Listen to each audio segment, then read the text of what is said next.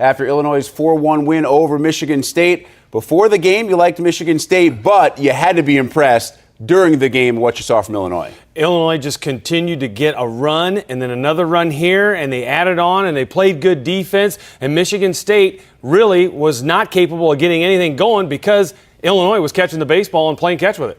And pitching awfully well, John Anderson, a guy who got cut from the team, had to play club baseball, actually went to Illinois hoping to walk on as a kicker for the football team, pitched a whale of a game. So, without further ado, highlights from the winner's bracket.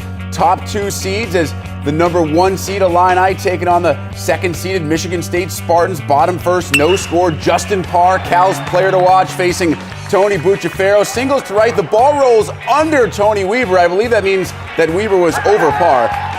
That he was. That's right. Parr would take second on the error. Next batter, it's Adam Davis facing Bucciferro, and the error comes back to haunt the Spartans. Normally a terrific defensive team. Davis, the RBI double to left, and the Illini go up 1-0. Bottom 4, still a 1-0 game. Now it's Josh Parr facing Bucciferro. It's all about the Parrs in this one, just like Cal's most recent round of golf. 2-run double to left center, and the Illini are on top 3-0. Actually, it was more like bogey.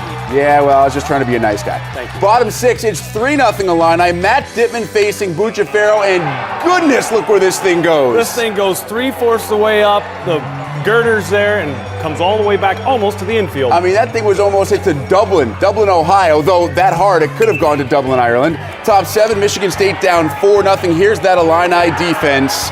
Jordan Kerr grounds to the 4-6-3 double play, and Anderson gives a little tip of the cap to his D. 2 batters later, it's Ryan Jones facing Anderson, and Jones fouls out, ending his streak of 46 straight games, reaching safely. As a matter of fact, Jones and Brandon Eckerly, the top 2 hitters, 0 for 8. The top 4 hitters in the Michigan State lineup go just 2 for 14 as the Illini roll on to the championship game with a 4-1 win over Michigan State. The Spartans will now have to win twice on Saturday just to force another game with Illinois for all the marbles on Sunday. Some post-game reaction now. Winning pitcher John Anderson standing by with Dion Miller. All right, guys, thanks. Well, last night it was the bats of the Illini. Tonight it was the arm of John Anderson. What was it like to have that kind of command in a game like this? It felt good. Last week I struggled a lot, and to come out this week and to be sharp was important for us, and it just really, I think, set the tone for us to just win one without having to come back. Only 1 strikeout. How big was your defense? Unbelievable. Just all the whole game, just picking me up. Josh Parr made some amazing plays. The outfield, everybody just picked me up the whole game, and that's something that we've done all season, and so they've been great all season.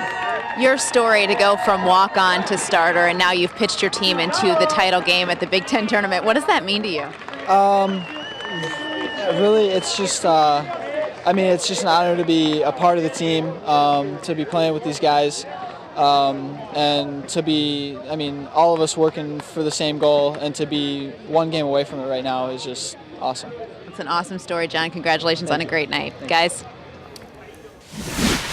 Dion, John, thank you very much. Really is a great story for John Anderson, but any pitching story also depends on good defense behind the pitcher, because you're not going to strike out all 27 guys you face. Anderson got a lot of help from his defense on Friday night. You do not get outs unless guys are catching the ball and throwing it across the infield or chasing it down in the outfield. And Illinois had some great defense. What you're going to see is the fact that Josh Parr at shortstop with an incredible play. That's not an easy play, and that's early in the ballgame in the 2nd inning. Then Brandon Hall at third base. This is not an easy play. That's a backhand play on a short hop. He had to make a choice, come in or stay back. If he stays back, it's a hit, Rick. Then we double it up. They double it up. Don't hit it to Capetta and Josh Parr. You're going to end up with a double play every time, and that enables a guy like John Anderson. He's able to go out and he's able to pitch 7+ innings, only giving up one earned run, and he works around 4 walks too. Defense helps that. And give Capetta some credit there. Defensively, he was terrific in this game. That after he struck out the first 3 times he went to the plate, didn't let that affect his defense. And Illinois helps out Anderson, who goes 7 1/3, gives up 6 hits, just 1 run. Did walk 4 guys, but he worked around some of those walks, and Illinois able to get a great pitching performance. And now, heading into tomorrow night, the Illini really set up well, bring back their number 3 starter, and the bullpen is rested. As for Michigan State, here's a team that we really expected, Cal, to be able to offensively challenge any pitcher they face. I mean, with Boss, with Eckerly, with Jones, here are guys who have hit all year long, but in this game, they simply weren't able to hit.